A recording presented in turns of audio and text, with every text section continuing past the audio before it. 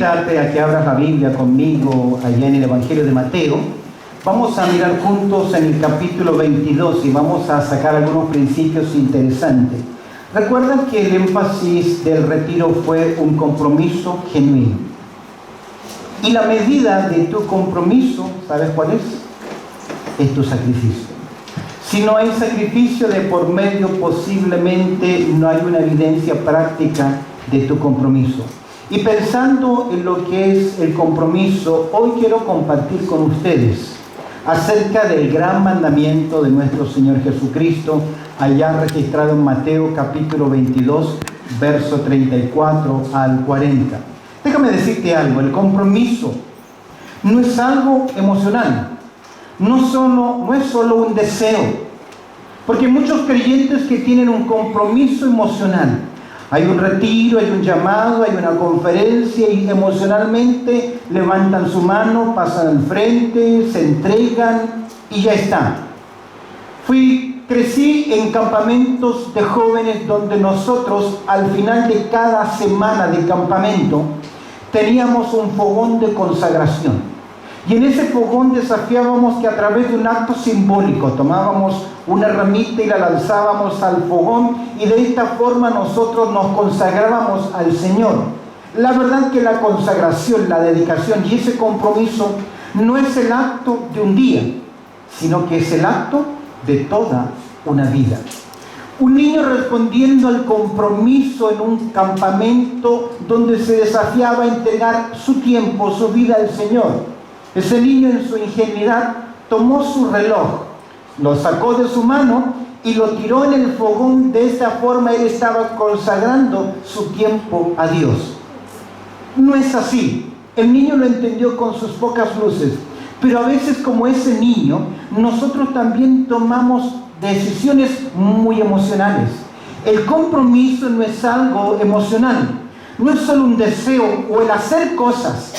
Porque escúcheme bien, el activismo no necesariamente es un compromiso con Dios, sino que es una disposición interna de una entrega completa a la voluntad de Dios. Casi me parece ver que hoy tenemos muchos cristianos muy románticos, muy emocionales y sentimentales y poco prácticos, que vienen a la iglesia buscando esa sensación, esa emoción. La queremos buscar a veces en la adoración. No hay nada de malo en emocionarnos en la adoración, pero emocionarnos no es adorar a Dios. Adorar a Dios es entender y reconocer lo que Él es. Y a veces me parece que somos mucho como Pedro. ¿Recuerdas que Pedro siempre estuvo presto para hablar y actuar y después pensar? Será por eso que el Señor, y me encanta en Juan capítulo 21, verso 15, en esa entrevista que tiene Jesús, el Jesús resucitado, cuando les está preparando un desayuno de pescado asado. ¡Qué fantástico desayuno le debe haber preparado! No creo que el Señor fue a pescar, yo creo que hizo un milagro ahí y está preparando. Y Pedro, que ve de lejos, corre y se baja del bote para hablar con Jesús. Y Jesús le hace una pregunta interesante. Le dice Jesús a Pedro: Pedro, ¿qué? ¿Me amas? ¿Sabes qué me llama la atención? Porque las palabras que utilizó Jesucristo al preguntarle a Pedro, ¿me amas?, es la palabra agapo, que significa un amor de acción, un amor comprometido, un amor que afecta la voluntad y busca el bien de la otra persona. Y Pedro, ¿sabe qué le contesta? Sí, Señor, tú sabes que te amo, pero utiliza la palabra fileo, que tiene que ver con ese amor sentimental, cariñoso, de cuidado. Nosotros en español hacemos una distinción entre amar y querer. Por ahí, para entender, Jesús le pregunta: ¿me amas? Y Pedro le dice: sí, Señor, te quiero. Y tenemos muchos creyentes que aman al Señor sentimentalmente, emocionalmente. De igual forma, hoy muchos cristianos vienen a la iglesia para sentir algo, tener una emoción, pero preguntan: ¿hay un real compromiso por la persona de Dios, por la palabra de Dios? Vamos a mirar en este texto de Mateo, capítulo 22, vamos a ver en este texto una clave en las Escrituras que marca de forma práctica cuál debe ser mi compromiso con Dios. ¿Cuál debe ser mi real compromiso con Dios? Si tienes Biblia abierta, por favor, Mateo capítulo 22, mira conmigo el verso 34. Entonces los fariseos, oyendo que hablaba, que había hecho callar a los saduceos, se juntaron a una, y uno de ellos, intérprete de la ley, preguntó por tentarle, diciendo: Maestro, ¿cuál es el gran mandamiento en la ley? Jesús le dijo: amarás al Señor tu Dios con todo tu corazón, con toda tu alma y con toda tu mente. Este es el primero y grande mandamiento, y el segundo es semejante: amarás a tu prójimo como a ti mismo. Verso 40 dice: de estos dos mandamientos depende toda la ley. Permíteme mostrarte en primer lugar el cuadro, el contexto, qué es lo que está pasando en esta porción. Si tú prestas atención al capítulo 22, vas a ver acá, los líderes religiosos vienen a Jesús. Líderes religiosos vienen a Jesús con preguntas que son capciosas. Hay preguntas que las cuales ellos hacen para... Mire conmigo, el capítulo 22, el verso 15, dice que entonces fueron los fariseos y consultaron cómo que sorprenderle. Verso 16, ¿quiénes son los que vienen con la pregunta? ¿Quiénes son? Herodianos. Verso 23, ¿quiénes son? Los saduceos. Los herodianos vienen preguntando, que es un grupo religioso que estaba a favor del gobierno romano. Ellos vienen y preguntan: Señor, ¿es legítimo pagar tributo? Y el Señor le da una respuesta magistral: da al César lo que es del César y a Dios lo que es de Dios. Y los dejó con la boca cerrada. Luego vienen los saduceos, que tienen problemas con la resurrección. Vienen y le preguntan y le cuentan una historia de 7 hermanos que cada uno va muriendo y se van quedando con la viuda, y luego en la resurrección, ¿quién se queda con la viuda de los 7? Es una pregunta capciosa. La respuesta del Señor, mira el verso 22 y verso 33, dice que oyendo esto la gente se admiraba de su doctrina. Porque cada vez que vinieron con preguntas capciosas, y este es el contexto, quieren buscar la forma de avergonzar públicamente a Jesús, hacerle caer. Esa es la estrategia a veces de los abogados, tratando del acusado de hacerlo caer o enredarlo en sus propias palabras. Es obvio que los líderes religiosos no tienen buenas intenciones, y aquí hay 3 grupos de por medio. Están los herodianos, están los saduceos. Ahora, al ver los fariseos, en segundo lugar, hemos visto el contexto, ahora veamos el cuestionar. ¿Quiénes son? En primer lugar, mira conmigo el verso 34. Entonces, ¿quiénes?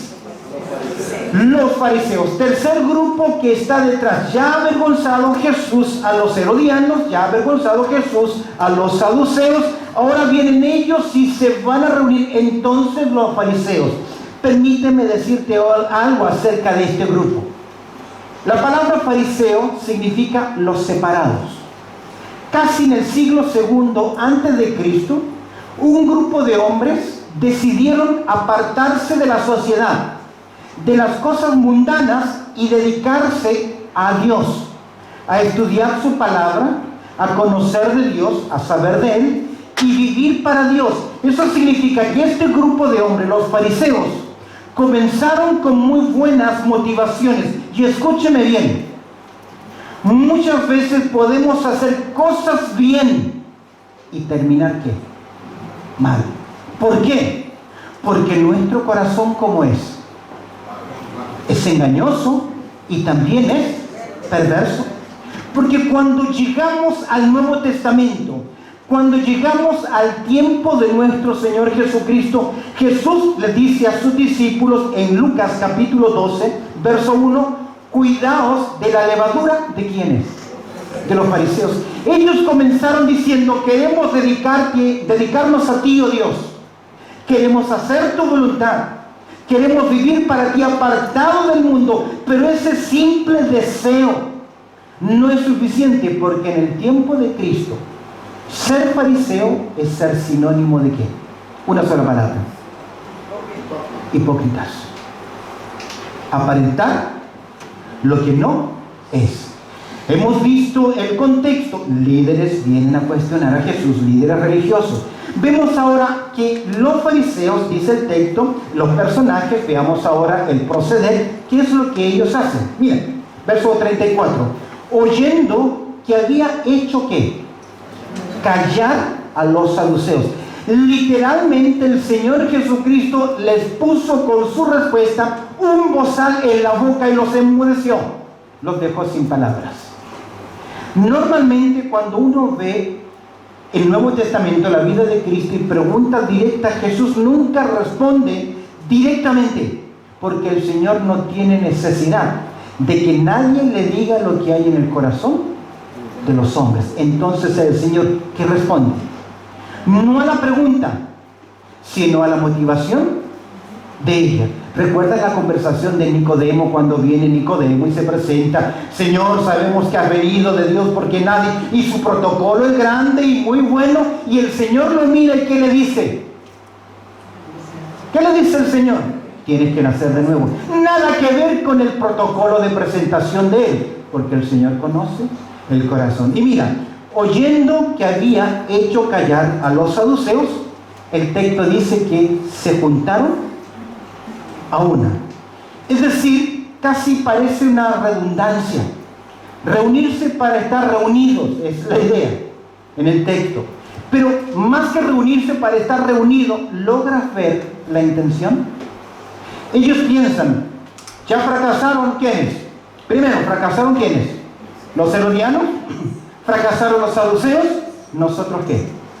Nos vamos a fracasar. Vemos los personajes, vemos el proceder, idean un plan. Se reúnen para pensar qué es lo que van a hacer. Y mira conmigo en tercer lugar. Y uno de ellos era que, en verso 35, y uno de ellos era ¿qué? Intérprete de la ley. Es decir, que era un doctor, un abogado, un doctor en leyes. Un fariseo dedicado única y exclusivamente a conocer la palabra de Dios. Conocía la Biblia, conocía muy bien el Antiguo Testamento. Entre la sociedad hebrea eran los autorizados para interpretar las Escrituras, para dar buenas respuestas. Es decir, eran un hombre preparado. Verso 35, y uno de ellos, intérprete de la ley, preguntó, y dice el texto, por tentarle, diciendo. Ahora, ¿cuál es la pregunta? Primero, ¿cómo le llama? Maestro. No le llama Raboni o Rabí, sino que le llama didacos, didáctica, que significa instructor, enseñador de doctrinas, doctor. ¿Recuerdas cuando el Señor Jesucristo se le pierde a José y María por 3 días? ¿Se pierde por 3 días? ¿Dónde estaba Jesús? Con los didactos, con los doctores de la ley, la misma palabra. Vienen con un protocolo diciendo, tú eres enseñador de doctrinas. Recuerda cuál es la motivación. ¿Cuál es la motivación? ¿Qué buscan ellos? Dice el texto, el verso 35, preguntaron para tentarle. Esa era la intención. Se presentan y le dicen, maestro. Y aquí quieren enfrascarlo en una polémica que tenían los fariseos en el tiempo de Cristo, los líderes religiosos. ¿Cuál es el gran mandamiento en la ley?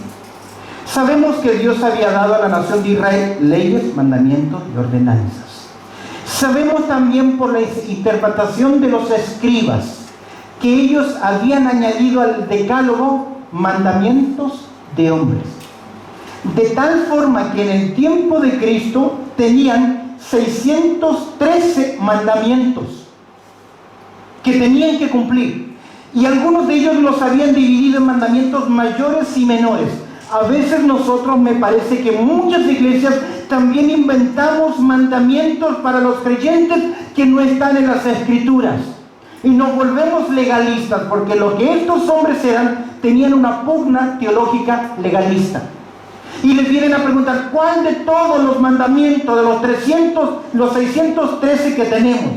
Porque tenían 248 que ellos le llamaban mandamientos más bajos y más leves.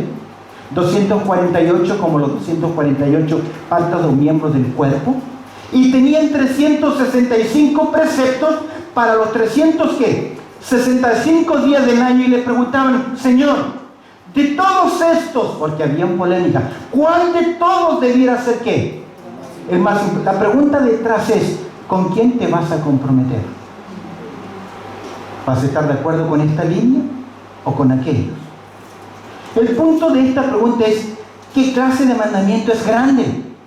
Ahora, ¿cuál fue el comando de Jesús o la respuesta de Jesús? Tercer lugar, hemos visto el contexto, el cuestionar. Veamos ahora la respuesta del Señor Jesús. ¿Cuál fue el comando? Verso 37. ¿Qué le dice el Señor? Y Jesús le dijo, todos juntos, amarás al Señor tu Dios con todo tu corazón y con toda tu alma y con toda tu mente. Este es el primero y grande mandamiento. En otras palabras, ¿a dónde los envió el Señor? A Deuteronomio, capítulo 4, verso 6. El llamado Shamé Israel. Oye Israel, Jehová vuestro Dios, Jehová uno es, y a Él solo amarás. Déjame decirte algo para poner en tu mente.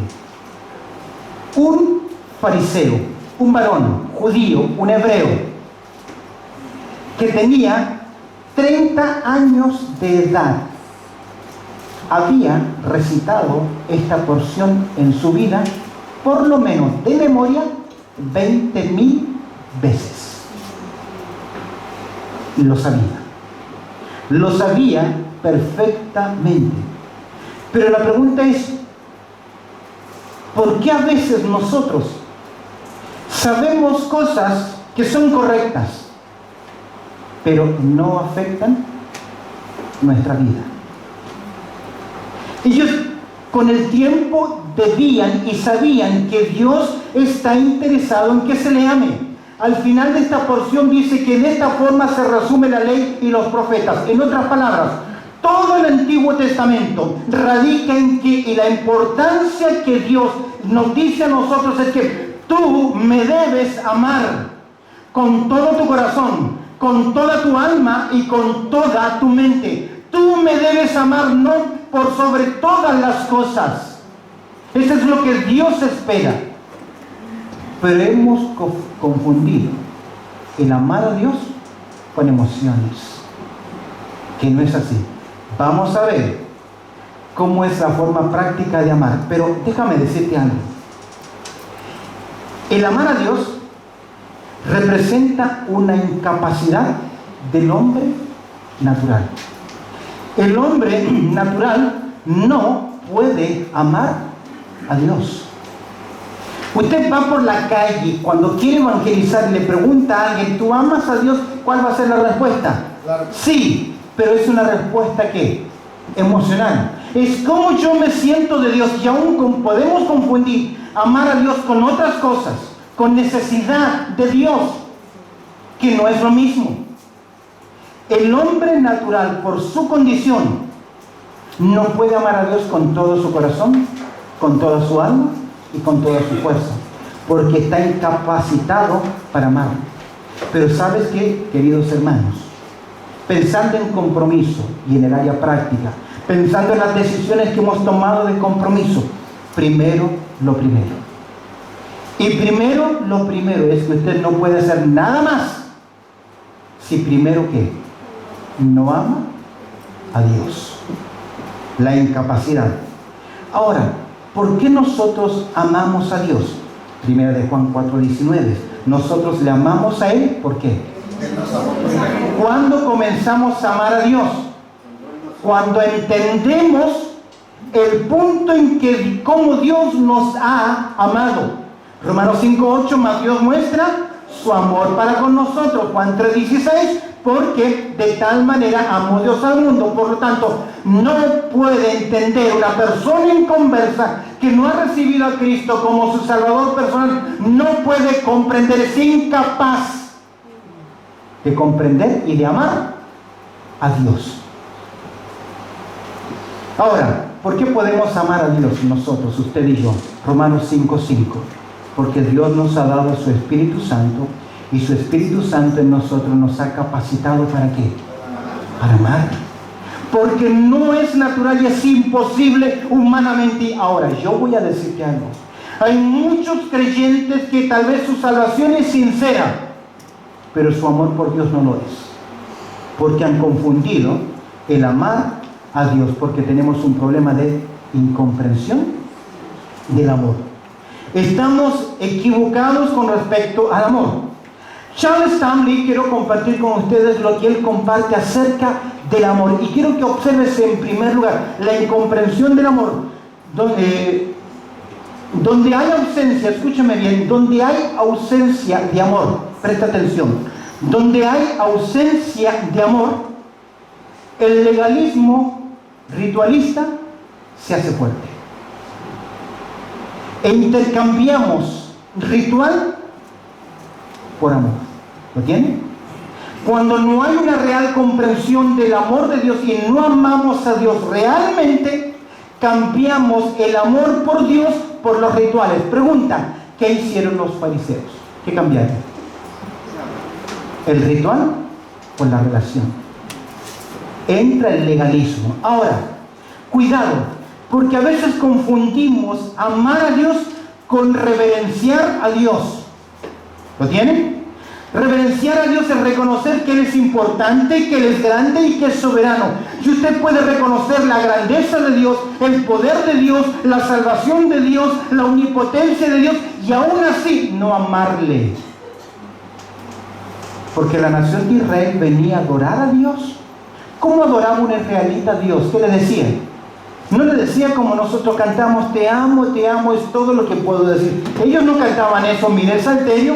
Ellos cantamos, te honramos, te adoramos, pero es grande, soberano, poderoso, etc. Pero esa adoración puede ser una adoración ¿de qué? De labios y no de corazón. Confundimos amar a Dios con reverenciar a Dios. Reverenciar a Dios es importante, reconocer lo que Dios es sentir temor de Dios, pero eso no es amar, eso es solamente un aspecto religioso.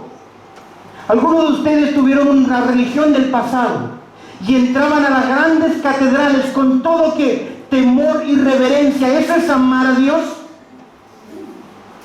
Eso es confundir reverencia con ¿qué? Con amar. Una más. Confundimos amar a Dios con necesitar de Dios. Mi alma necesita de Dios. Cuando tenemos problemas, ¿dónde vamos? ¿Qué hacemos? Nos volvemos espirituales, comenzamos a llegar, comenzamos a asistir, comenzamos a buscar del Señor. Pero escúcheme bien, el amar a Dios no es que necesitar de Dios. Yo sé que mi alma tiene sed de Dios. ¿Usted la tiene? Amén. Necesitamos, porque sin Él no podemos vivir. Separados de mí, hijo del Señor, nada que podéis hacer. Pero no se equivoque, necesitar de Dios no es que amar a Dios. Es posible que la relación que queramos tener con Dios solo sea por la necesidad de Él. Porque te necesito que me cuides, que me ayudes, que me protejas, que me escuches, que me proveas, que me sanes, que me quites, que cuides, y necesitamos de Él, y confundir el primero y más grande mandamiento. Primero lo primero. Amar a Dios no es reverenciarlo, incluye. Amar a Dios es necesitarlo, pero necesitar a Dios no es que amar a Dios. Tercero, confundimos amar a Dios con servir a Dios, y no lo es. Yo sé que no le podemos servir si no le amamos, pero escúchame bien, es posible que lo hacemos por servir a una satisfacción personal. ¿Lo tienen? Es porque nos sentimos útiles, tenemos los dones y la capacidad de poder hacerlo, Y nos gusta ayudar porque tenemos esa necesidad de ayudar a los demás y tenemos esa compasión para ayudar a los demás. Pero escúcheme bien, ese activismo, el querer predicar, el estar allá, el que yo estoy ayudando, no necesariamente significa que yo amo a Dios. Porque puede ser que obedece a motivaciones que yo busco reconocimiento y me hace sentir sencillamente bien. Y esa actividad, porque los líderes religiosos de la nación de Israel enseñaban, ¿sí? Daban sacrificios, hacían cosas, pero a veces era solo una motivación. ¿Recuerdan cuando Jesús habló sobre los fariseos que oraban? Ellos oran ¿con quién? Consigo mismo.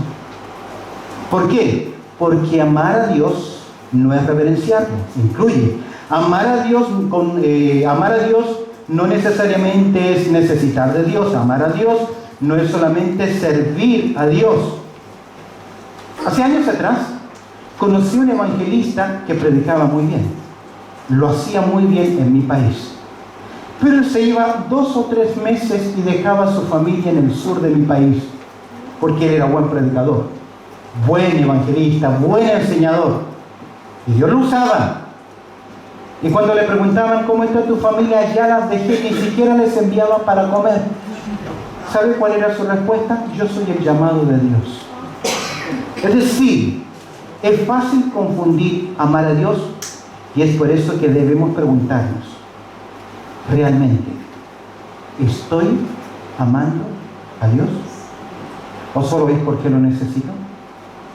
¿O solo es porque quiero satisfacer mis áreas de servicio? ¿O sencillamente porque le reverencio? Confundir amar a Dios con deberes cristianos. Por ejemplo, no, yo amo a Dios, yo doy mi ofrenda, yo doy mi diezmo, apoyo. Yo voy a las actividades de la iglesia, apoyo los retiros, apoyo las conferencias, apoyo a los predicadores que vienen. Yo evangelizo, yo predico, yo voy, dirijo, hago. Pregunta, ¿amar a Dios es deber cristiano? ¿Será que nos hemos acostumbrado solamente? ¿Qué implica? ¿Sabe que a veces he escuchado personas que sus vidas andan completamente desordenadas? No se ve el temor de Dios en sus vidas por nada. ¿Y sabe qué dice? Yo ya hice la oración. Como diciendo, yo ya soy ¿qué? Salvo, no importa lo que haga. Es como que compramos una indulgencia y ahora para adelante no importa lo que hagamos. ¿Qué dice el Señor? ¿Qué dice el Señor? ¿Qué nos dice el Señor a nosotros? Mira, ¿qué implica amar a Dios? Amar al Señor, dice Dios. Dice, ¿cuál fue la respuesta del Señor? Amarás al Señor tu Dios. Para Dios es de vital importancia nuestro amor para Él. El amar a Dios tiene que ver con que vivamos cada día para su propósito, para su gloria y haciendo en nuestras vidas su voluntad y no lo que yo quiero. Porque confundimos cosas que yo hago para el Señor, ¿con qué? Con amar al Señor. Cuando lo único que es levantar el ego de mi propia carne o carnalidad. ¿Cómo debemos amar a Dios? ¿Qué dijo el Señor? Primero, con todo tu corazón, todo tu ser interno. Tu primer y último suspiro y pensamiento debe ser ¿para quién? Para Dios. Amarás al Señor tu Dios con todo tu corazón, con toda tu alma, que describe mis emociones, mi ser interno. Y amarás al Señor tu Dios ¿con qué? Con toda tu mente, mi ser interno, mis emociones, mis pensamientos, mi intelecto, mi emoción y mi voluntad deben estar dedicados ¿para quién? Solamente para Dios. Amarle de esta forma requiere, escúcheme bien, una entrega y una dependencia completa. Volvamos a la pregunta, ¿amamos realmente qué? ¿A Dios así? ¿O amamos el servicio, los deberes cristianos, la adoración, el activismo, pero no la persona de Dios? ¿Qué dice Dios? Primero es lo primero. Ahora, ¿Recuerdas que Jesús le pregunta a Pedro, ¿Pedro qué? ¿Me amas? Hoy el Señor te pregunta a ti y a mí, hey, ¿realmente qué? ¿Me amas? Sí, Señor, tengo cariño de ti. Sí, Señor, estoy emocionado por ti. ¿Cuál debe ser nuestra respuesta? Jesús nos dice el camino del amor. ¿Cuál es el camino del amor? Juan capítulo 14, verso 15. Aquí está. Jesús dice, si me amáis, ¿qué? Guardad mis mandamientos.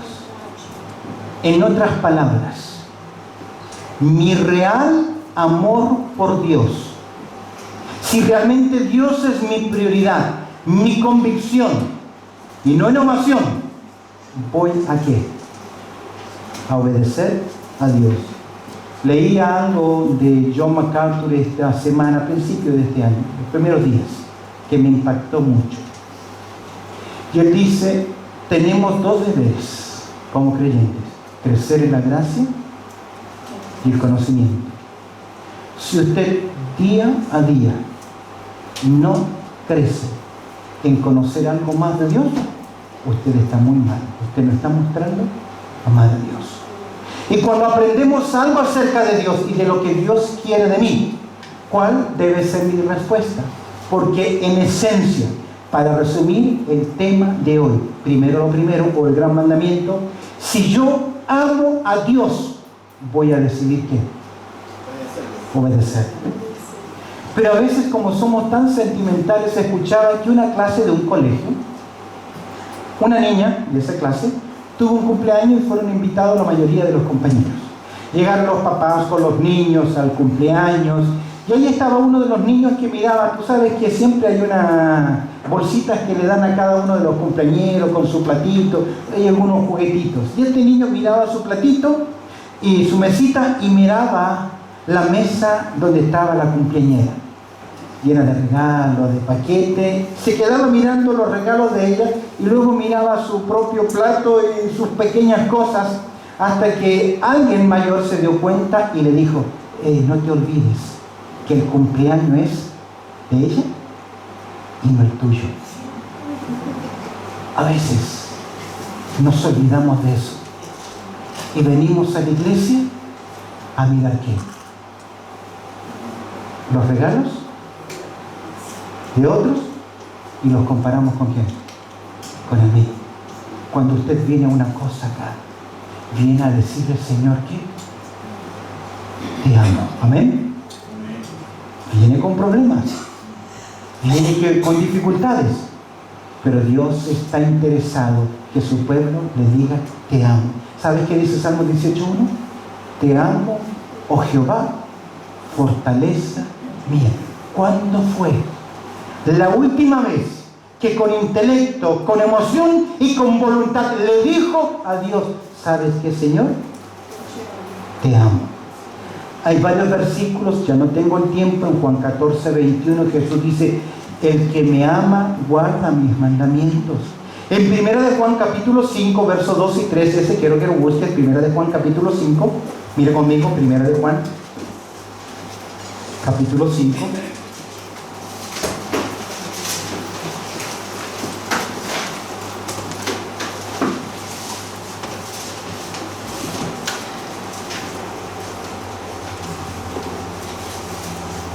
Mira lo que dice el verso 2 y 3. En esto conocemos que amamos a los hijos de Dios. ¿Cuándo qué? Amamos a Dios y guardamos sus mandamientos.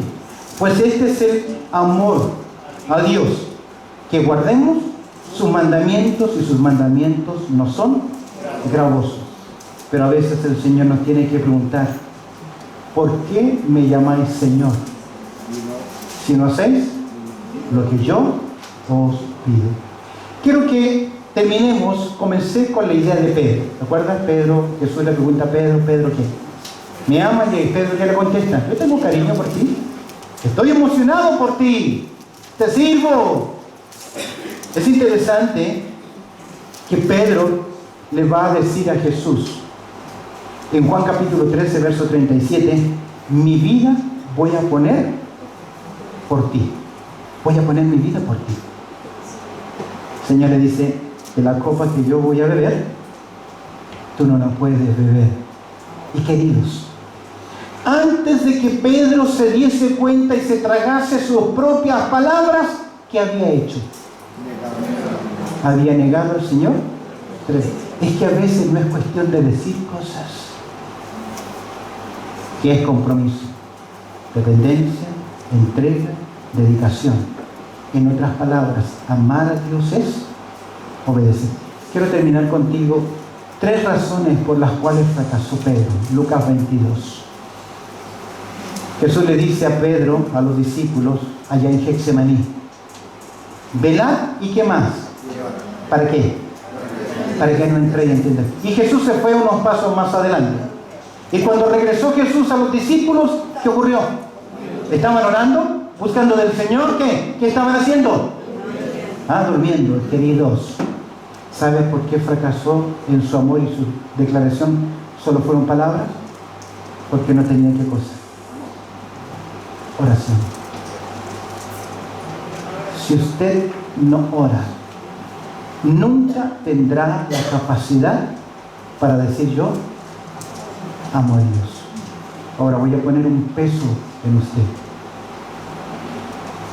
Usted que pudiendo llegar a orar, no lo hace. Y se enreda en otras cosas, olvidando prioridad. Puede decir: ¿yo qué? ¿Amo a Dios? Porque por ahí puede ser que todo lo que hacemos es servirnos a que lo hacemos bien, a que nos gusta hacer cosas. Pero eso no significa que yo estoy ¿qué? Amando a Dios. Fracasamos en oración. Fracasamos por obstinación. ¿Sabes que el Señor le dijo a Pedro: Pedro, yo voy a morir? Y Pedro, ¿qué le dice? Señor, que esto no acontezca. Cuando vino la guardia, ¿qué hizo Pedro? Sacó su espada y cortó la oreja de un siervo del templo. Reaccionó humanamente, se obstinó. A veces nosotros creemos que lo que estamos haciendo y de la forma que estamos haciendo es la forma correcta y dejamos de oír lo que Dios quiere decirnos. Queremos doblarle la mano a Dios cuando es imposible. Tomamos decisiones contrarias a la voluntad de Dios y persistimos con obstinación en ello. Y venimos para decir: te amo, te amo. Cuidado, eso no es amar a Dios. Pedro fracasó porque no hubo oración, porque hubo mucha obstinación. Cuando arrestan a Jesús, ¿qué hace Pedro? Se esconde, lo sigue escondido, ocultamente. Cuando no evidencia: yo soy de Cristo, yo vivo para Él. Quien es de Cristo y vive para Cristo, no le importa dónde está. Él muestra que es, pero a veces solamente sentimos temor de asociarnos con Jesús. Cuando le preguntan a Pedro: ¿tú eres uno de ellos? ¿Qué dijo Pedro? No lo sé. En la resurrección, Jesús le pregunta a Pedro: ¿qué cosa? ¿Me amas? Hoy nos pregunta para este año, al comienzo de este año: ¿realmente qué? ¿Me amas? Si me amas, ¿qué? No mires y compare lo que ellos tienen, lo que tienen. Porque a un Pedrito, cuando el Señor le dice: apacienta mis ovejas, luego le pregunta por Juan: ¿y qué de este? Aún no aprende Pedro, que no es cuestión de los demás. Usted no viene a mirar a los demás. Usted viene a decirle: Dios, te amo. Ahora, si usted sabe que se ha equivocado, el consejo de Dios a una iglesia, ¿sabes qué? Esta iglesia de Éfeso, ¿qué le reclama el Señor a ellos? ¿Qué le reclama el Señor a ellos? Una cosa tengo contra ti, que has dejado tu primer amor. Ojo, esta iglesia de Éfeso tuvo los mejores predicadores: Priscila, Aquila, Apolo, Pablo, Timoteo. ¿Qué mejores predicadores que ellos? tenía buena doctrina, tenía buenos programas, muy buena organización, pero se olvidaron de qué cosa, de lo más importante. Yo no sé cuántos años usted lleva en el cristianismo, pero lo primero. Y si yo me doy cuenta que me he equivocado, 3 consejos. Primero, recuerda. Segundo, arrepiéntete. Y tercero, ¿qué? Vuelve a hacer las primeras obras. Cuando llegaba a esta conclusión pensaba, me convertí a los 15 años de edad. Tenía que caminar al culto lunes, miércoles y viernes. 45 a 1 hora de ida.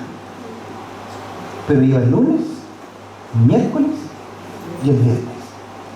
Terminaba el culto a las 9 o 10 y tenía que regresar 45 minutos más, invierno, verano, con calor o con lluvia. Pero corría para estar ahí.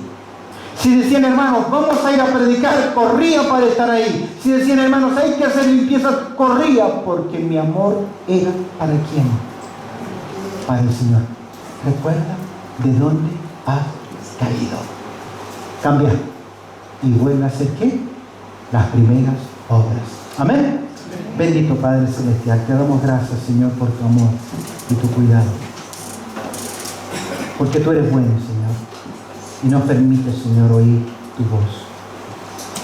Te doy gracias, Señor, porque cuidas de nosotros. Y te pido, Señor, que hoy lo que hemos meditado pueda ser un desafío en nuestra vida. Y tal vez, Señor, produzcas ese cambio, renueva nuestras vidas y nuestros corazones. Ahora, hermano, ahí cómo estás, pero que te preguntes, ¿estoy realmente amando a Dios? Si no es así, ya tienes el consejo de Dios. Recuerda, arrepiéntete y vuelve a hacer las primeras cosas. No confundamos amar a Dios con reverenciar a Dios. No confundamos amar a Dios con necesitar a Dios. No confundamos amar a Dios con servir a Dios. No confundamos amar a Dios con deberes cristianos. Amar es obedecer lo que Dios nos dice. Si hoy Dios ha hablado a tu vida, obedece lo que Dios te ha dicho. Bendito Padre Celestial, solamente queremos decir gracias y perdónanos y decirte que te amamos. En Cristo Jesús oramos. Amén y amén.